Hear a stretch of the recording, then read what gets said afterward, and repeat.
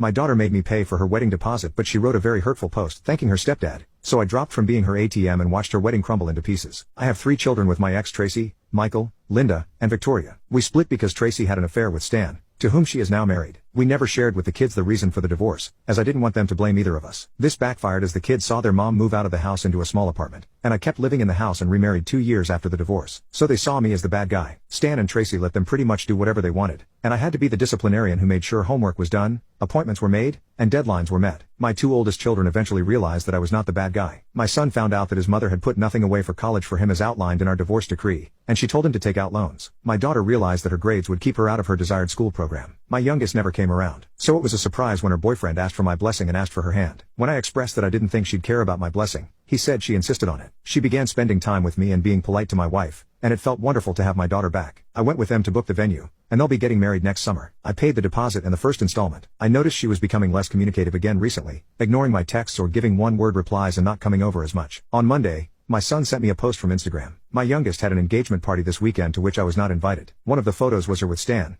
and it read, "Anyone can be a father. It takes a real man to be a dad. This amazing guy has been my dad for 15 years even though he didn't have to be. I am so blessed to have him walk me down the aisle next year. #Daddy'sGirl #FutureMarsks. My kids wanted for nothing their entire lives because I never let them go without. Even when they wouldn't talk to me, I made sure their needs were met. I texted Tracy to ask why I was not included. She replied that Victoria didn't want my wife there because she wanted a drama-free day. My wife has never started drama in her life. I asked if Stan and I would both be walking her down the aisle. Tracy didn't respond, but Victoria called me up, demanding to know what my problem was. I repeated my question, and she replied that no, Stan, her dad, would be walking her down the aisle. I told her that if that's what she wanted, I would be fine with it. I told her to let Stan know the next payment for the wedding is due in November. Stan and Tracy do not have the money for this wedding and think I'm being an asshole. Linda says Victoria will never speak to me again if I do this. Michael is on my side. Update: Victoria is having a hard time planning the wedding without the money I was giving her. Tracy told me that she and Stan are struggling to pay for everything. They have to make tough choices, cutting down the guest list, choosing a cheaper venue, and giving up on some of the fancy details Victoria wanted. It's clear the money problems are making things very stressful for her. Stan,